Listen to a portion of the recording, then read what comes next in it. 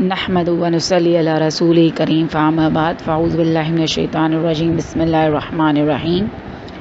السلام علیکم dear student, میں مس مہوش ذیشان مضمون اسلامیات کلاس نحم و دہم لیکچر نمبر 7 کی شروعات کرنے جا رہی ہوں۔ سورہ انفال حوالہ۔ آپ کے نصاب میں شامل سورہ انفال قرآن پاک کی 8ویں صورت ہے۔ یہ صورت مدنی ہے۔ یہ سورہ قرآن پاک کے 9ویں اور 10ویں سپارے میں ہے۔ یہ صورت 10 رکوعات پر مشتمل ہے۔ اس صورت میں 75 آیات ہیں۔ صورت کے نام کے معنی نفل کی جمع ہے، جس کے معنی زیادہ کے ہیں۔ اس صورت کا زمانہ نزول، یہ صورت سن 2 ہجری میں غزوہ بدر کے موقع پر نازل ہوئی۔ اس صورت میں اسلام و کفر کے پہلے غزوے پر مکمل تبصرہ کیا گیا ہے۔ یا ایھا النبی حرض المؤمنین علی القتال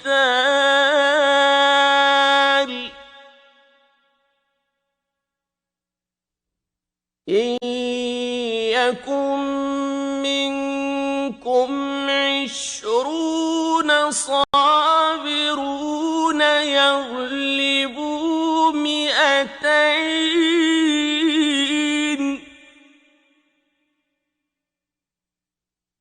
وإن يكن منكم 100 يغلبوا ألفا من الذين كفروا بأنهم قوم لا يفقهون۔ اے نبی، مسلمانوں کو جہاد کی ترغیب دو۔ اگر تم میں 20 آدمی ثابت قدم رہنے والے ہوں گے تو 200 کافروں پر غالب رہیں گے، اور اگر 100 ایسے ہوں گے تو 1000 پر غالب رہیں گے، اس لیے کہ کافر ایسے لوگ ہیں کہ کچھ بھی سمجھ نہیں رکھتے۔ الآن خفف اللہ عنکم وعلم ان فیکم ضعفا فإن يكن منكم 100 صابرة يغلبوا 200 وإن يكن منكم 1000 يغلبوا 2000 بإذن الله واللہ مع الصابرین۔ اب خدا نے تم پر سے بوجھ ہلکا کر دیا اور معلوم کر لیا کہ ابھی تم میں کسی قدر کمزوری ہے، پس اگر تم میں 100 ثابت قدم رہنے والے ہوں گے تو 200 پر غالب رہیں گے، اور اگر 1000 ہوں گے تو خدا کے حکم سے 2000 پر غالب رہیں گے، اور خدا ثابت قدم رہنے والوں کا مددگار ہے۔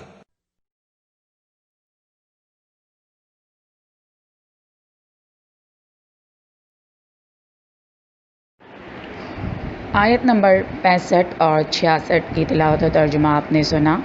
اس کے اہم نکات اسکرین پر آپ کے سامنے ہے، جس کی وضاحت کچھ اس طرح سے ہے۔ ان آیات میں اللہ پاک فرماتا ہے کہ مکی زندگی میں آپ صلی اللہ علیہ وسلم اور آپ صلی اللہ علیہ وسلم کے صحابہ پر مشرکین مکہ طرح طرح کے ظلم و ستم جاری رکھے ہوئے تھے۔ ہجرت کے بعد نبی صلی اللہ علیہ وسلم کے مدنی دور میں مسلمانوں کو اسلام کے دشمنوں سے جہاد کرنے کی اجازت مل گئی، اور ساتھ ہی اللہ تعالیٰ نے ارشاد فرمایا کہ اے نبی صلی اللہ علیہ وسلم، لوگوں کو شوق دلاؤ کہ وہ جہاد میں بڑھ چڑھ کر حصہ لیں۔ اس آیت میں اللہ کا مومنوں سے ارشاد ہے کہ اگر تم ثابت قدم رہو گے تو اللہ تمہیں جہاد میں اپنے سے 10 گنا زیادہ مشرکین پر برتری دے گا۔ یہ مسلمانوں کے لیے بشارت ہے کہ ثابت قدمی سے لڑنے والے 20 مجاہد 200 پر اور 100 مجاہد 1000 کفار پر غالب رہیں گے۔ اگلی آیت میں فرمایا گیا ہے، جس میں پچھلی آیت کی بھی وضاحت کی گئی ہے، کہ ایک مسلمان 10 کافروں کے لیے 20 200 کے لیے اور 100 1000 کے لیے کافی ہیں، اور کافروں کے مقابلے میں مسلمانوں کی اتنی تعداد ہو تو جہاد فرض، اور اس سے اگر کم ہو تو ناجائز ہے۔ اللہ تعالیٰ نے اس میں کمی فرما کر 1 اور 10 کا تناسب کم کر کے 1 اور 2 کا تناسب کر دیا۔ اب اس تناسب پر جہاد ضروری ہے اور اس سے کم پر غیر ضروری ہے، اور ساتھ ہی اللہ تعالیٰ نے مومنوں کو یہ خوشخبری بھی سنا دی کہ صبر کرنے والوں کے ساتھ اللہ کی مدد شامل حال رہے گی۔ ما كان لنبي أن يكون له أسرى حتى يثخن في الأرض تريدون عرض الدنيا والله يريد الآخرة والله عزيز حكيم۔ پیغمبر کو شایع نہیں کہ اس کے قبضے میں قیدی رہیں جب تک کافروں کو قتل کر کے زمین میں کثرت سے خون نہ بہا دے۔ تم لوگ دنیا کے مال کے طالب ہو اور خدا آخرت کی بھلائی چاہتا ہے، اور خدا غالب حکمت والا ہے۔ لولا كتاب من الله سبق لمسكم فيما أخذتم عذاب عظيم۔ اگر خدا کا حکم پہلے نہ ہو چکا ہوتا تو جو فدیہ تم نے لیا ہے اس کے بدلے تم پر بڑا عذاب نازل ہوتا۔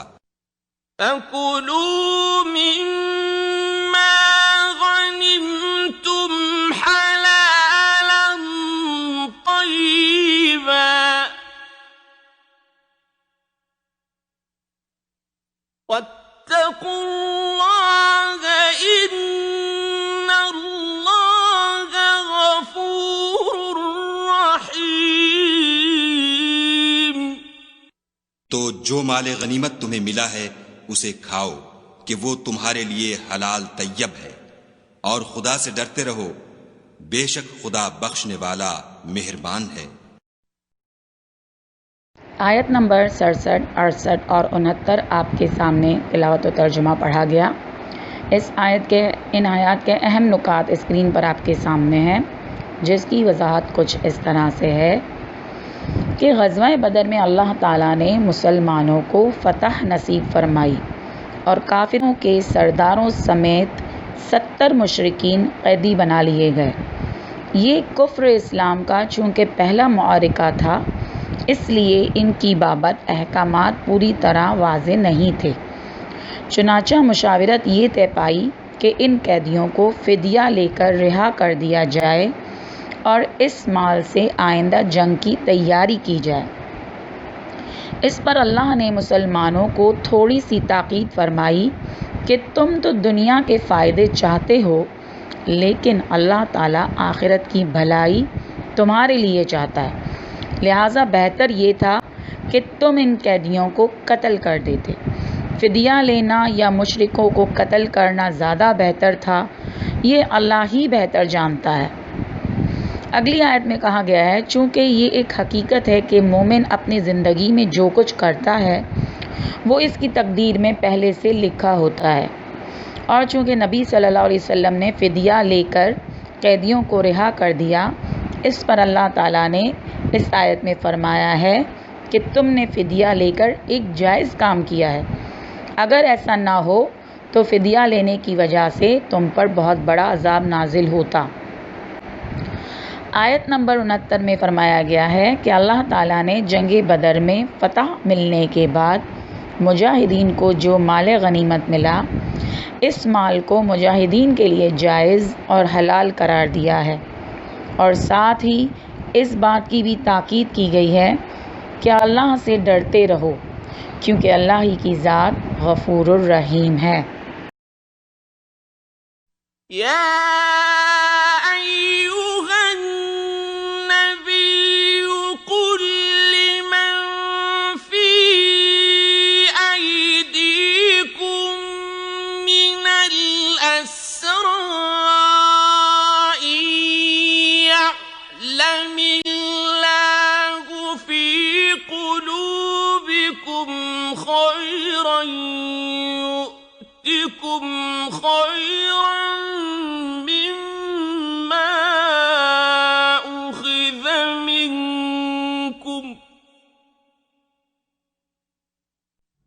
يؤتكم خيرا مما أخذ منكم ويغفر لكم والله غفور رحيم۔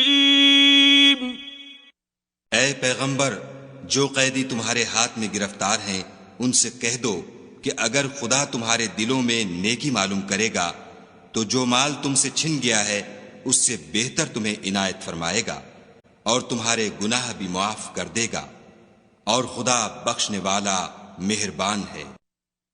وَإِن يُرِيدُوا خِيَانَتَكَ فَقَدْ خَانُوا اللَّهَ مِن قَبْلُ فَأَمْكَنَ مِنْهُمْ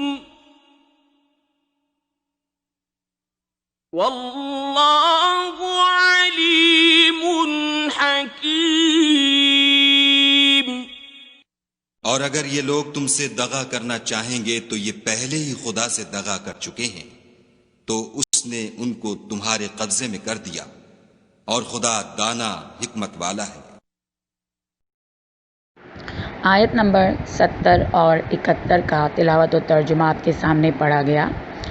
اس کے اہم نکات اسکرین پر آپ کے سامنے ہیں، جس کی وضاحت کچھ اس طرح سے ہے کہ اس آیت مبارکہ میں اللہ تعالیٰ حضور صلی اللہ علیہ وسلم سے مخاطب ہے کہ اے نبی صلی اللہ علیہ وسلم، آپ ان قیدیوں سے کہہ دیں کہ اگر اب یہ آئندہ مسلمانوں کے مقابلے میں آنے سے گریز کریں اور اپنے سابقہ گناہوں کی معافی مانگے اور ساتھ ہی اپنے اندر ایمان و اسلام لانے کی نیت اور اسے قبول کرنے کا جذبہ پیدا کریں تو رہائی کے بدلے میں جو فدیہ لیا گیا ہے اس سے بہتر اللہ اسلام قبول کرنے کے بعد انہیں عطا فرمائے گا، اور ساتھ ہی ان قیدیوں کے پچھلے گناہوں کی معافی کا بھی اللہ نے وعدہ فرمایا ہے، اور بے شک گناہوں کی معافی دینے والی ذات صرف اور صرف اللہ کی ہے۔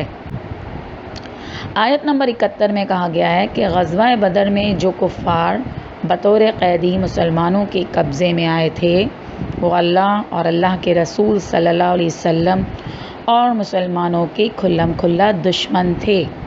اس آیت مبارکہ میں ایسے دشمنوں کے لیے ارشاد ہے کہ اے نبی صلی اللہ علیہ وسلم ان سے کہہ دیں کہ پہلے کس طرح تم نے اللہ اور اس کے رسول صلی اللہ علیہ وسلم اور مسلمانوں سے دشمنی کی، اور اس کے بدلے میں تم ابھی مسلمانوں کے ہاتھوں میں قید ہو، اور اگر یہاں سے رہائی پانے کے بعد دوبارہ دشمنی کرو گے تو سمجھو کہ تم نے اپنے آپ کو اللہ کے باغیوں میں شامل کر لیا، اور آئندہ بھی تمہارے ساتھ ایسا ہی سلوک ہوگا، اور بے شک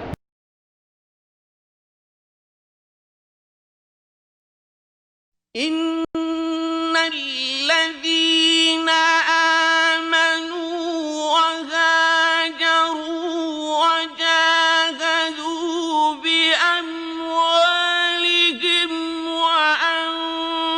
أنفسهم في سبيل الله والذين آووا ونصروا أولئك بعضهم أولياء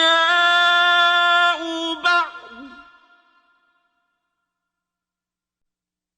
والذين آمنوا ولم يهاجروا ما لكم من ولايتهم من شيء حتى يهاجروا وإن استنصروكم في الدين فعليكم النصر إلا على قوم بينكم وبينهم ميثاق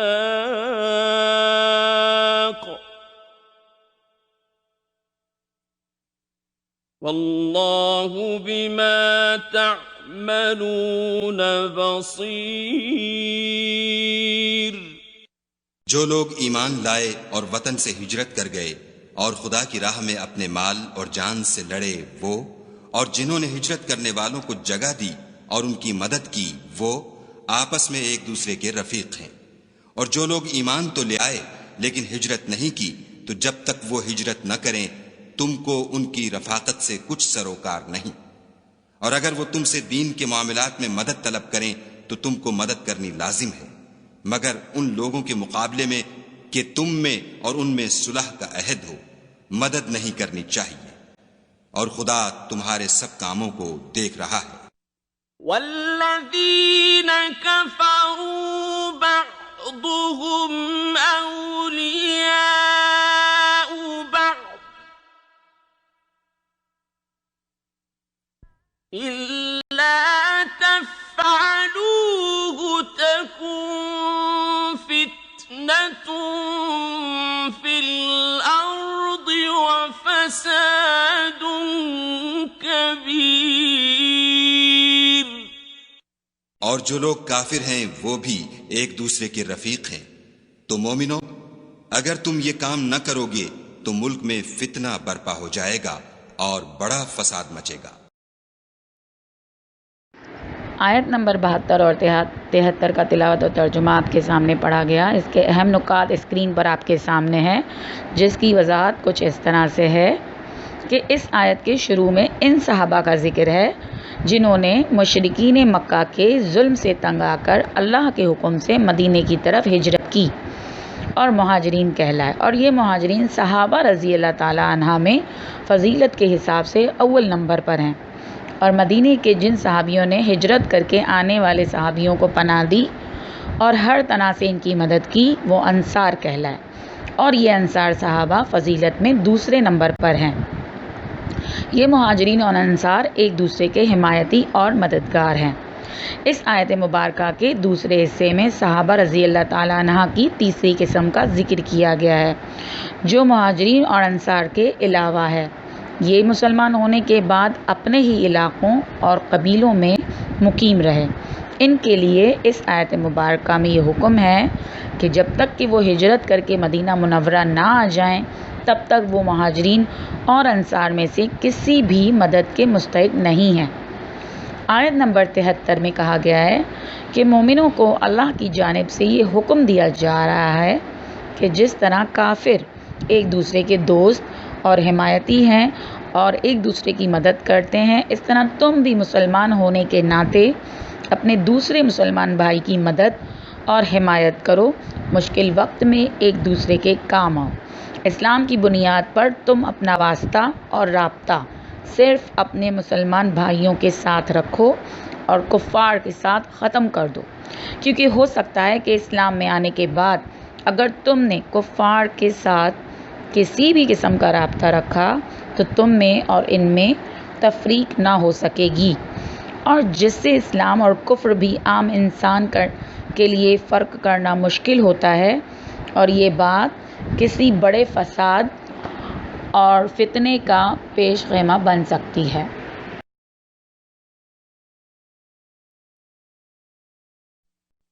والذین آمنوا وهاجروا وجاهدوا في سبيل الله والذین آووا ونصروا أولئک هم المؤمنون حقا لهم مغفرة ورزق کریم۔ اور جو لوگ ایمان لائے اور وطن سے ہجرت کر گئے اور خدا کی راہ میں لڑائیاں کرتے رہے، اور جنہوں نے ہجرت کرنے والوں کو جگہ دی اور ان کی مدد کی، یہی لوگ سچے مسلمان ہیں۔ ان کے لیے خدا کے ہاں بخشش اور عزت کی روزی ہے۔ والذین آمنوا من بعد وهاجروا وجاهدوا معكم فأولئك منكم وأولو الأرحام بعضهم أولى ببعض في كتاب الله